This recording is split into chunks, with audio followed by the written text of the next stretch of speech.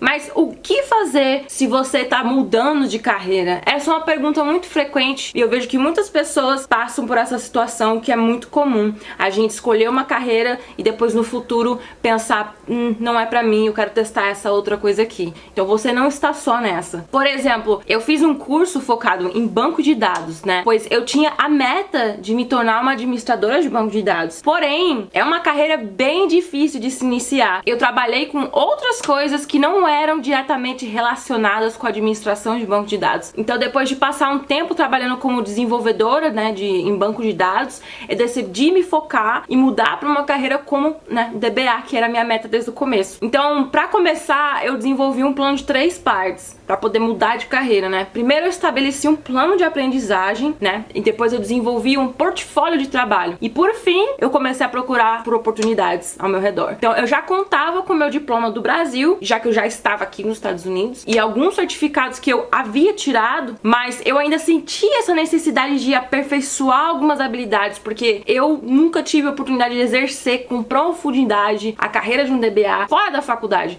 Então, o meu plano de aprendizagem foi autodidata, né? Eu comprei alguns livros e cursos online, consumi muito material online sobre as ferramentas e metodologias, tudo que eu precisava para poder me tornar e trabalhar e exercer a posição de um DBA numa empresa. Como eu já tinha um diploma, incluir um bootcamp ou um curso online me possibilitou de expandir meu conhecimento já adquirido. E como todos nós sabemos, quando saímos da faculdade, a gente ainda estuda muito, né? A gente estuda o dobro da faculdade e é pra vida inteira. O treinamento em vídeo foi uma maneira mais rápida pra mim de aprender o que eu precisava, mas os livros e sites, né, de cursos também funcionavam muito como referência pra mim. Eu li muito blog, consumi podcast e tudo mais, tanto em inglês como em português, pra poder me preparar pra entrar no mercado. Tendo a formação em tecnologia e de banco de dados, eu entendi a importância das habilidades práticas, porque não adianta você só ter o conteúdo teórico se você não bota a mão na massa. Você não vai saber como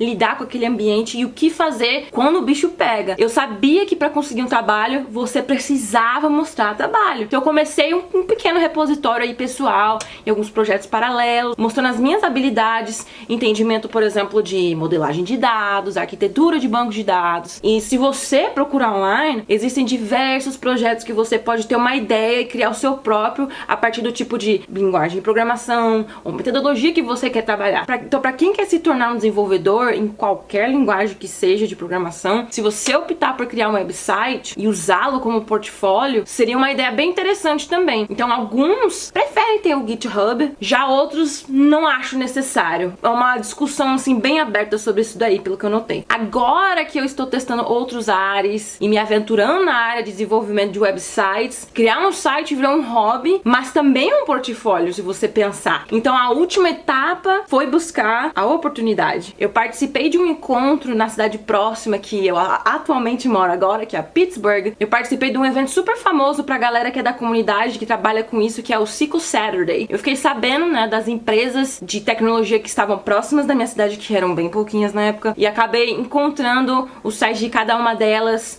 encontrei a oportunidade que eu tanto almejava na época, em uma empresa que era muito próximo da minha casa, né? Todo o processo demorou menos de um ano. A partir do momento que eu comecei a me preparar pro meu visto de trabalho, eu comecei já com um plano de ação, porque eu queria pegar meu visto de trabalho e já começar a trabalhar assim que eu pudesse. Então, tudo se encaixou. Preparei, né, o meu plano de estudo, me preparei nas ferramentas que eu precisava, peguei o meu documento e apliquei pra vaga. Tudo isso em muito menos do que um ano. E eu ainda tive a peculiaridade que eu nunca havia trabalhado como DBA antes.